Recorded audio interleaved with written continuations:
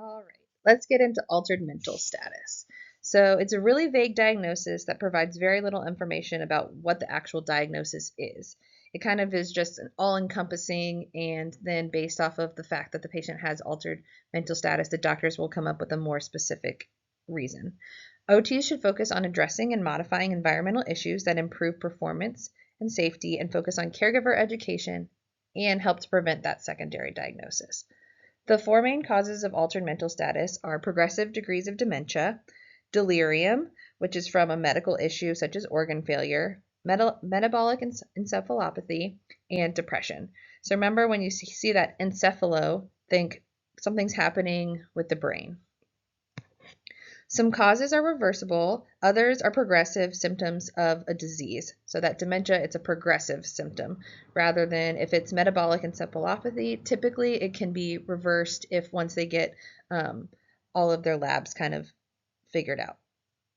Some common symptoms include fluctuations in occupational performance skills as a result of decreased cognitive functioning, altered alertness and levels of consciousness, and then sleep disturbances as well. Dementia or a neurocognitive disorder is a cognitive impairment associated with a neurocognitive disorder. The primary clinical feature of dementia is a progressive decline in mental functioning that impeded task performance. Neurocognitive disorder is characterized by changes in performance skills that can affect behavior or appearance and by any of the following cognitive impairments when they do not occur in the context of another mental disorder and when the patient is not delirious. So these cognitive impairments that are associated with the neurocognitive disorder can include memory, learning, executive function, complex attention, language, perceptual motor, and social cognition. Delirium. So if you'll remember, we talked about this a little bit last week, especially pertaining to the ICU and how it kind of correlates with that ICU acquired weakness and how it has a lot of the same treatment intervention strategies as ICU acquired weakness. It's important also to just consider how much delirium can affect a patient's length of stay because of the long-term effects. So delirium is a sudden and acute change in mental status, frequently presenting with psychomotor activity impairment, difficulty maintaining a stream of thought, and poor reasoning skills. Some common perceptual disturbances include hallucinations, illusions, misinterpretations. Some motor signs that you might see with these patients include a tremor, myoclonus, or that sudden muscle jerking, acetaris, or the irregular flapping movements of outstretched hands. Some causes of delirium can be that existing dementia, metabolic issues, trauma, pain, neurological changes, infection, medications, cardiac dysfunctions, pulmonary dysfunctions, an endocrine crisis, drug or alcohol intoxication or withdrawal, and just being in that unfamiliar place.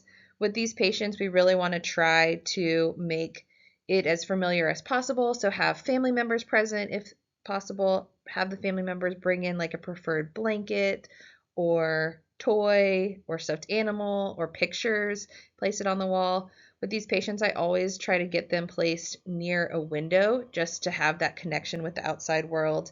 If it's safe, you can try to put them in a wheelchair and get them out of the room just so that they're not kind of stuck in that box.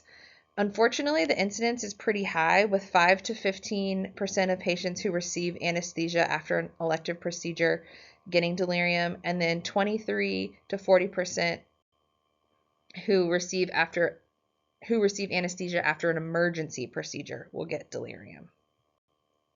So just monitor it, and if you're noticing something's feeling off, talk to the team about it.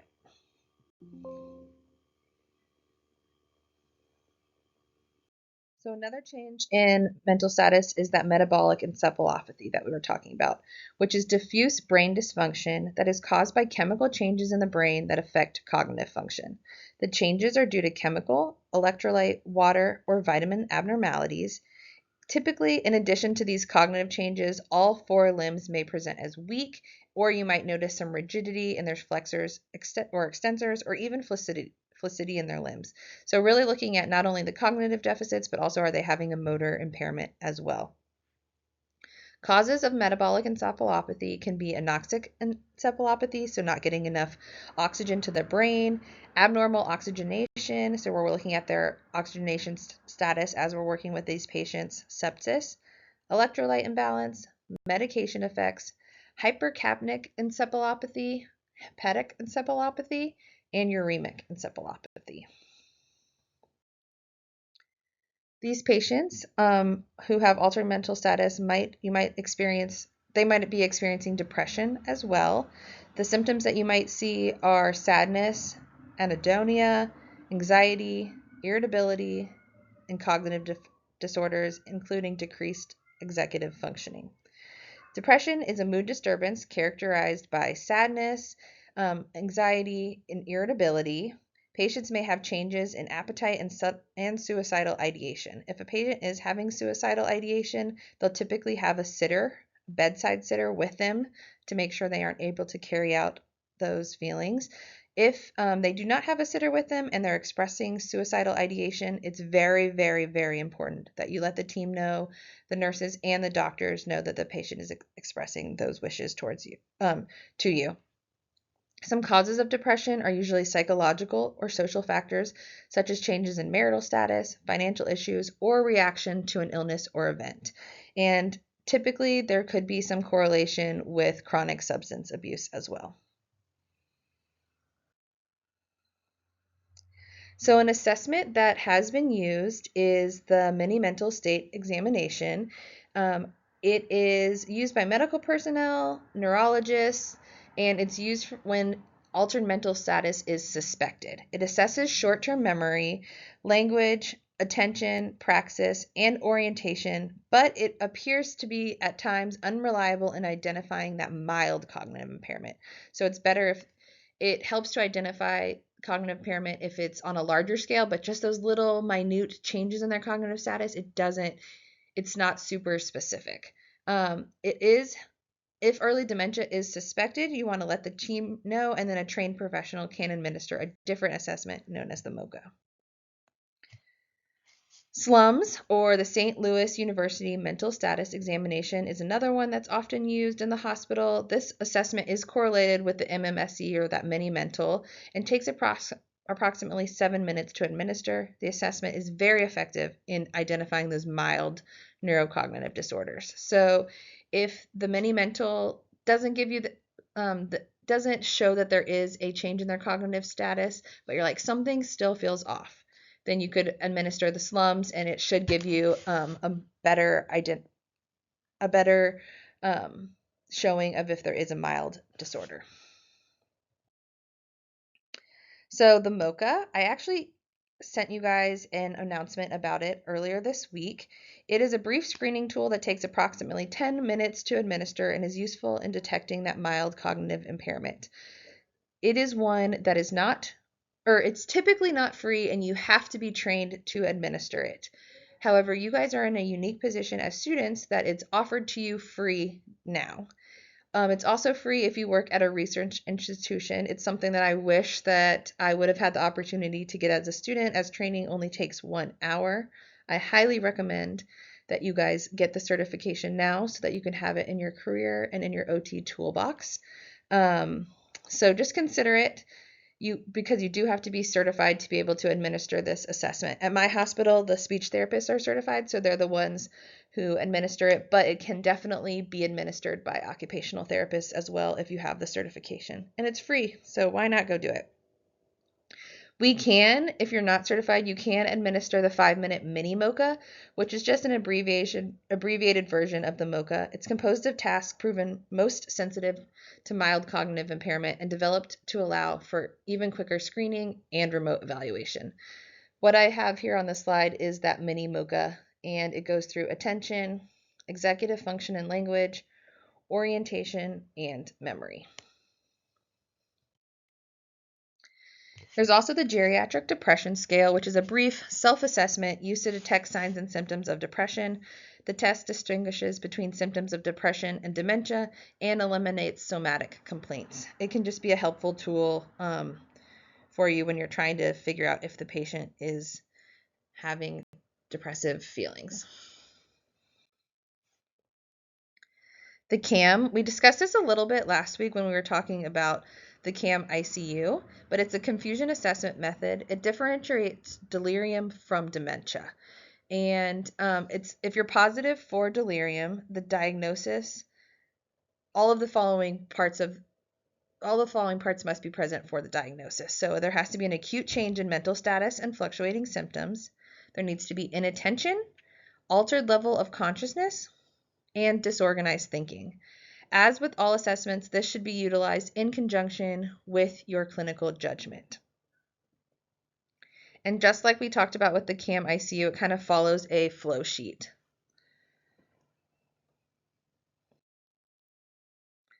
So if a patient is experiencing agitation, which is a cognitive change that can include disorientation, confusion, attention deficits, memory deficits, and behavioral deficits would be that agitation, they'll have a decline in their occupational performance.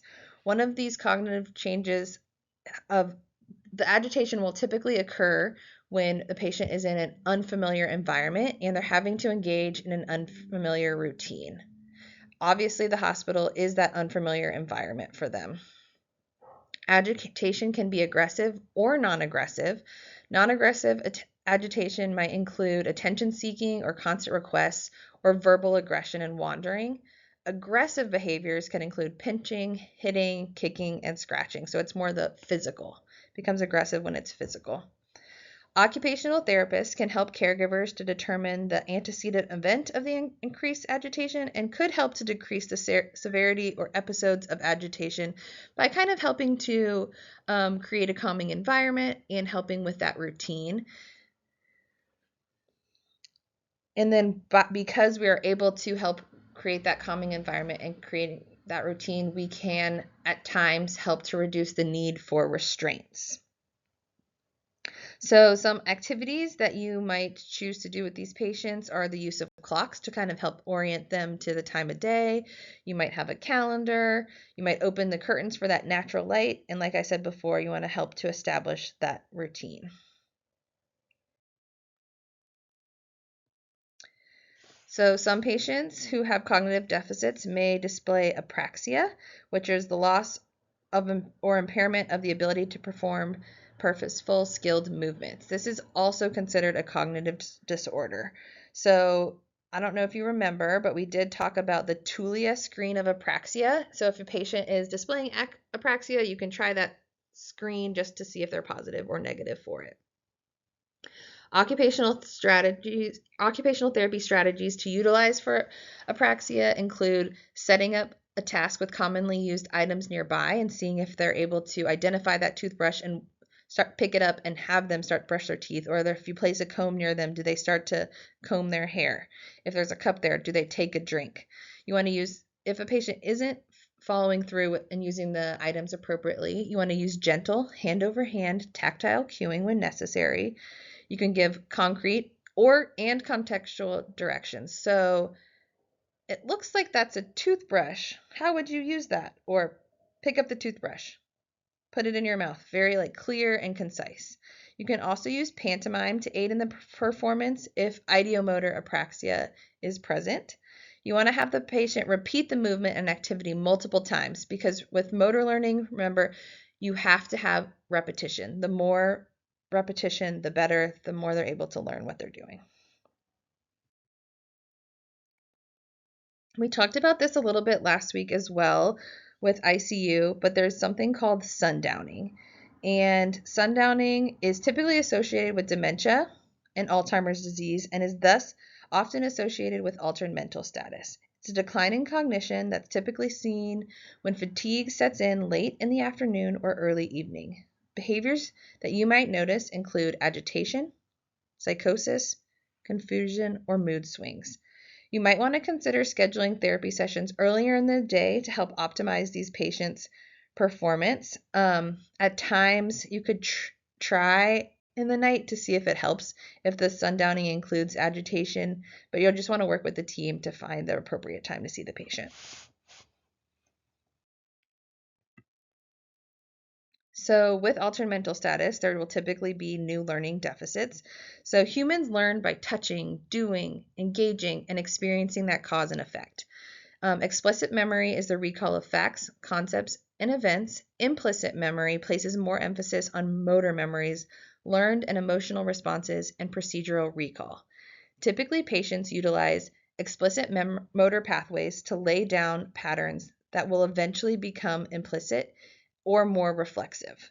Motor memory to explicit memory to implicit memory. So motor memory to explicit to implicit. For patients with deficits in mental status, explaining every step may be too much.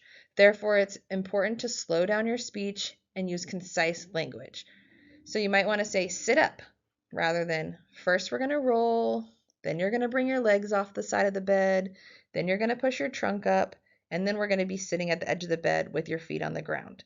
See how all those steps can be really confusing for patients, and if you just say sit up, they might just automatically on their own do it. So try to figure out what type of direction is most appropriate for the patients, and also give them time. I think that's the hardest thing as therapists is we want to do everything for our patient, but we should really give the patients time to be able to comprehend, understand, and then do the task. So managing depression. Depression can affect a patient's cognition and impede their participation in rehab interventions. It could be helpful to get a patient out of the bed, out of their room, help them change the environment. You want to provide achievable goals for these patients to increase their feelings of competence and reduce their hopelessness versus helplessness. If a patient expresses feelings of hopelessness, you need to alert the nurse right away because this could be that suicidal ideation that we're talking about. So for these patients that have altered mental status, they might have deficits in their feeding or their ability to self-feed. Visual, tactile, and verbal cues will help to provide clues to sequence the steps and reduce the apraxia, and also help to engage them in working and procedural memory. Tasks should be graded to provide opportunities for practice with positive reinforcement and structured ADL tasks, such as self-feeding. When working on feeding, especially with patients who have an altered mental status, try to take the food out of the hospital containers if you can and put them on the plate. You want to open the utensil packages for them and just set them there and see if they use them appropriately. You want to try to use normal beverage containers to increase familiarity and tap into that long-term procedural memory to reduce the cognitive demands. A lot of times, if you see a CNA or a nurse feeding the patient, that's an opportunity for you to step in and try a self-feeding intervention and be like, let's just try it this way. And then if the nurses see that you're having success with the patients with self-feeding, then they might be encouraged to try it on their own. Obviously, there's a lot of time constraints that come with the hospital and nurses. So maybe even having the patient, giving them the idea that the patient can have the goal of trying 5 bites on their own rather than a whole meal, which can seem overwhelming. You'll want to make sure that you try to reduce environmental distractors such as limiting the visitors in the room. You want to turn off the television or any extra auditory noise that might be stimulating the patient too much.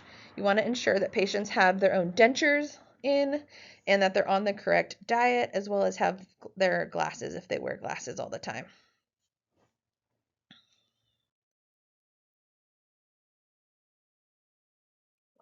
Dressing and toileting. So when you engage in ADL tasks, attempt to understand the reason behind the deficits. So are they having difficulty with dressing and toiling because of the cognitive deficit? Do they not understand how the clothes are put on, or that they need to put on their take off their pajamas and put on their clothes? Or is it a physical deficit? Are they hemiplegic in one side, or do they have weakness and then they're not able to put their clothes on? Or is it a psychological deficit or a mental status deficit? Based on what causes the deficit, then that's when you come up with the intervention plan of how you're going to get them to engage in the intervention of dressing.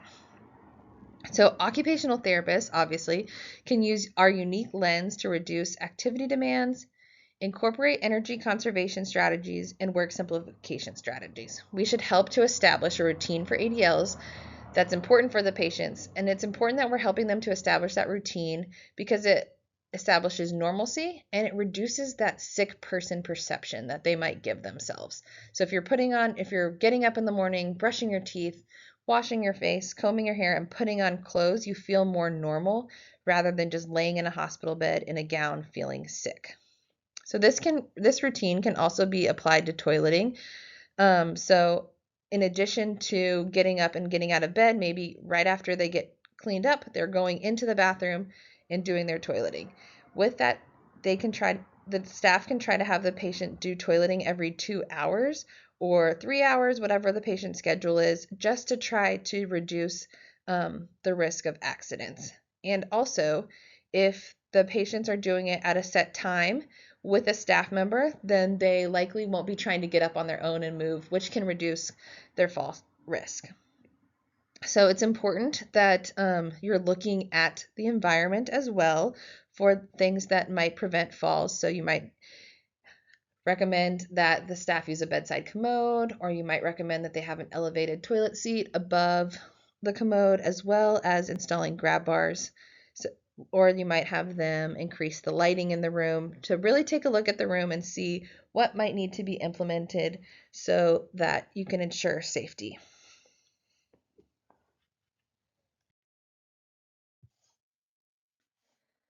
So for bathing, it's important to encourage active participation in bathing, which reduces the invasion of personal space and privacy. You want to consider engaging the patient in a sponge bath rather than a shower if needed.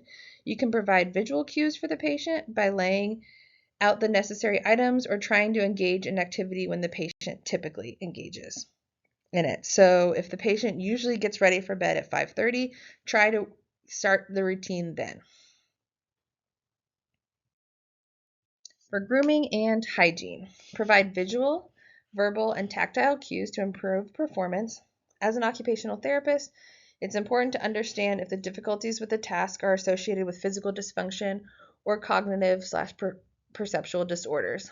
Occupational therapists can help to provide hand-over-hand assist, and it's important that you're only providing the necessary equipment needed to provide sequencing. So it may be helpful to provide contextual clues to the patient to increase their buy-in for the task. Being appropriately groomed helps to improve self-esteem. And if you notice that the patient is like disheveled and not groomed, it could indicate self-neglect. So you should consult with a physician or social worker to ensure safety upon discharge.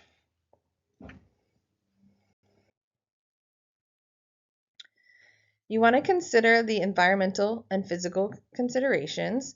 Ways that an OT can encourage participation from an environmental perspective includes limiting distractors, whether that's auditory or limiting visitors. Remember, we talked about this with self-feeding. You want to encourage the windows, shades to be open for that natural light to come in. You want to limit the glare from the fluorescent light of the hospital. From a physical standpoint, you want to increase activity tolerance with light activity. You want to encourage regular sleep patterns and encourage the patient's physical and sensory, ensure that the patient's physical and sensory needs are met with appropriate hearing aids and glasses present so they can participate appropriately in these self-care activities. So ways that you can encourage task performance for these patients are obviously don't argue with the patient or distract them. Be polite every single time you interact with them. As frustrating as it can be, and as sure as these patients are of what they believe, it's important that we don't argue with them. We kind of help guide them to the right answer, or sometimes you might just have to take a deep breath, take a step back, and walk away if needed. You want to use a soothing voice with these patients. You want to give simple one-step directions, like I talked about. Sit up, brush your teeth, pick up the toothbrush. Limiting the words that you're using will help these patients to understand the task better rather than confusing them with too many words. If agitated, you can change the topic. If a task is being resisted, you can attempt to put it into context. So if they're not wanting to bathe or something like that, you could kind of show them what they look like in the mirror and be like, "Oh, let's just comb your hair at least. You have family coming, you want to look good for them." Or Oh, you've got a little bit of food on your face. Why don't we just wipe it together? Just bringing it back to the reasonings why you're trying to work on that task. Every time you enter the room, you want to introduce yourself to the patient. They might not remember you because there's a lot of people coming in, as well as they have that altered mental status. You want to speak to them at their eye level. So that might mean you pull up a chair next to the bed and sit in it. You might be kneeling down to them. You just don't want to talk over them like you're this authoritative figure. Try to reduce environmental distractions, like we talked about, turning off the TV, having family step outside for a little bit. You want to you like I was talking about before, you don't want to try to correct the patient. Maybe you join them on their journey. So you're like, yeah, I see that we are in an airport right now. When you go on a trip next, where do you want to go? And kind of changing the subject. You want to allow for plenty of time for the patients to answer the questions or start engaging in the task. So instead of pick up the toothbrush now. Pick up the toothbrush, Johnny. Johnny, pick up the toothbrush. Pick up the toothbrush. And then pausing, giving that time for them to process and understand. Sometimes this can take up to 30, 45, a minute. And that's really hard as a therapist, as a family member, as a medical professional, just to sit there and let the patient figure it out. And then you want to assist the patient in putting on any eyeglasses, hearing aids, or dentures just to kind of make sure that they are utilizing the appropriate devices. So next we're going to go into dizziness in chapter 26. So dizziness can indicate a variety of issues and is often used as a generic term to mean vertigo, disequilibrium, lightheadedness, or pre-syncope. Occupational therapists are consulted to ensure safe discharge. In order to do this, occupational therapists need to look at the functional deficits and rehabilitation options. Typically, if a patient displays dizziness, then there's a medical and neurological need for a workup. So pre-syncope is a feeling of impending fainting. Diagnoses typically included in this category include orthostatic hypotension, autonomic dysfunction, cardiovascular issues, or certain medications. Some etiologies of pre-syncope include vascular insufficiency, cardiac insufficiency, or autonomic dysfunction. So remember when we talked about orthostatic hypotension, when their blood pressure is dropping, the patient might say, I feel dizzy, or I'm going to pass out, or it's turning black. That's when you want to really lay down the patients quickly. Vascular insufficiency is stenosis or occlusion of the carotid or vertebro-basilar artery and results in poor blood flow to the brain. Symptoms can last a few hours or minutes and is considered a warning sign of a stroke. A vertebral artery compression or occlusion could be indicated if a patient describes or exhibits the following symptoms when looking up or extending their neck: nystagmus, nausea, vertigo, or a drop attack, which is the sudden weakness or knee buckling, slurred speech or dysarthria, dysphagia, gagging, vision changes, and syncope. Cardiac insufficiencies is a low ejection fraction, which is a smaller amount of blood leaving the heart when it contracts. If this is the case, a cardiology consult is recommended and warranted if dizziness symptoms are noted with arrhythmias, palpitations, chest pain with exertion, orthostatic hypotension, perspiration, pallor, or syncope. Autonomic dysfunction is an abnormal psychologic response of the autonomic nervous system to stimulus, especially if a patient has diabetes. An endocrine consult should be requested as well as an internal medicine consult. Remember that you've heard of autonomic dysreflexia before when we were talking about our spinal cord injuries or injuries to the brainstem, or if a brainstem through result of a stroke. This would then need immediate medical attention. Medications that can cause the sensation of dizziness and pre-syncope include chemotherapy drugs, diuretics, antibiotics, tranquilizers, anticonvulsants, and antihypertensive medication, especially if the blood pressure gets too low. We'll talk a little bit more about this in the coming weeks when we get into pharmacology. So lightheadedness or the feeling of being woozy are really vague symptoms, and it's kind of hard to figure out why the patient feels this way. So some respiratory issues such as hypoventilation and decreasing oxygen saturations can cause the lightheadedness. Lab abnormalities can cause vertigo symptoms, and these lab abnormalities could be related to blood sugar levels, potassium levels, sodium levels, white blood cells, including infection, increased pH of the cerebrospinal fluid, high calcium levels that can change muscle activity of the eyes. Dizziness after a concussion is often described as a sensation of lightheadedness or floating or feeling drunk and rocking. If a patient is complaining of prolonged lightheadedness after a concussion, they may need a referral to outpatient concussion therapy, as this is something that can obviously impact their daily life and their roles within the community. So consider a referral for outpatient concussion therapy. So patients might also complain of dizziness when really they just have disequilibrium. So it's that lack or loss of stability. They might have imbalance or ambulation deficits, but not any abnormal sensation in their head. This could be due to sensory or musculoskeletal issues. So multisensory deficits typically are age-related and especially can include vision changes, proprioceptive changes, and somatosensory changes.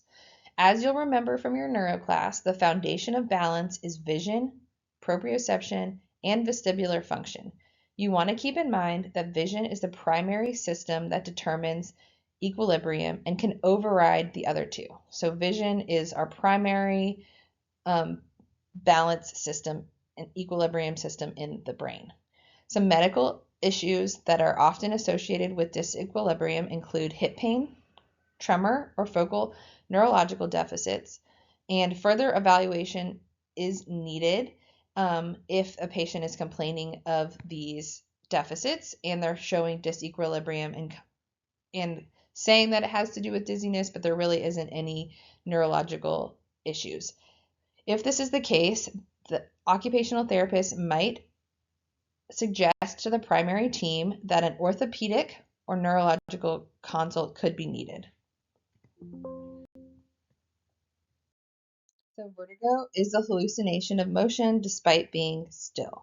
The patient feels that they're spinning or that the room is spinning or objects in the room are spinning. Vertigo is a symptom and is typically caused by peripheral dysfunction, specifically in the ear. In other instances, it could be associated with the central nervous system because of a brain tumor, a stroke, or a concussion. Although we won't go into too much detail about the difference between central and peripheral dizziness, it would be helpful for you to look at table 26.1 to reference when your patients are complaining of dizziness or vertigo and you're attempting to figure out the source of their vertigo. So remember, look at table 26.1 to kind of understand the source and what's happening. Just a little bit of a summary though, central vertigo is associated with the central nervous system, and etiologies can include stroke, MS, and brain tumor. The symptoms the patient will present with include headache, dysarthria, ataxia, and focal weakness. Peripheral vertigo is associated with the peripheral nervous system in the vestibular apparatus. Patient symptoms are typically sudden, severe vomiting, nausea, and headache. BPVV is a sudden onset of spinning and is caused by crystals moving in the inner ear. Oscillopsias, sorry I can't pronounce that word well, is the most common descriptor of dizziness, and symptoms are generally dependent and intermittent and can be relieved by staying still. At our hospital, the physical therapist will receive extra training in vestibular disorders and will do different maneuvers such as the eplate for patients with BPPV. However, it does not have to be something that only physical therapists are trained in. You can get specialized training as an OT in vestibular disorders. So obviously, as an occupational therapist, we want to focus on assessment and intervention. With these patients, it's really important that we're doing a thorough chart review. We're looking to see, Are they on any new medications, or is there a change in their dose that's causing this dizziness? You should be aware if the patient does have any impending consults coming up in their medical, and look at their medical history. So you can still see the patient if the team is waiting for a neuro consult or a orthopedic consult. As long as the team's okay with it, you should still be able to see the patient, but just be aware that you'll need to look back in the chart to see if after the consult anything changes. Pertaining to dizziness, it's important to ask specific questions related to onset, subjective complaints, history of falls, and symptoms related to position changes. Think about how the patient describes their dizziness. Do they describe it as the room spinning? Do they describe it as they're spinning? And is something causing them to have that sudden onset of dizziness? You want to ask about their history of falls, the direction of their falls, any precipitating events to the falls, the number of falls they've had, if they've had any near misses, or when they say, no, not really, that's when you need to ask some more questions. And then ultimately, have they had any injuries from their falls? Did they hit their head? Did they have a concussion? Did they break their arm? Even if it's more than 6 months ago. After you've completed your evaluation, when engaging in the OT session, you should make note of any presence of nystagmus, increased dizziness, or difficulty with the environment. When you're engaging the patient in ADLs, you need to consider the following tips if appropriate for your patient. You want to avoid having them lean over if the dizziness increases when they're leaning over. In that case, you might recommend that they do the lower body dressing in the figure 4 or have them use a reacher. But if dizziness does not increase with them leaning over, then you don't need to recommend an alternative strategy. So really understand what is causing their dizziness, what is precipitating the onset of that, and then making recommendations. If head motion is causing the dizziness, you want to try to limit that. Sometimes you can have the patient focus on a stationary object in front of them. Have them sit for task if possible to avoid falling.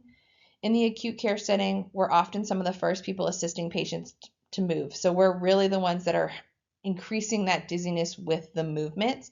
And sometimes we are the ones who are noticing it. So that's why we might need to recommend other consults to the primary team. For example, if you as the OT suspect that the dizziness might be due to a peripheral etiology, you might say, hey, I think this patient would benefit from an ENT consult. What do you think? If it's if you're noticing that it could be related to a central nervous system deficit, you may recommend a neurology consult or a cardiology consult if it's due to something going on with the heart, or even a nephrology consult if there's something with blood pressure as well as cardiology.